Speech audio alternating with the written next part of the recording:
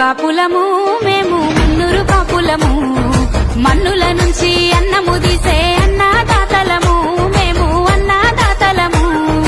కంటికి రెప్పల పంటను వాసే కాపుదాన పొలము, సకల మానవాళికి కడుపుల మెతుకులము, సకల మానవాళికి కడుపుల మెతుకులము.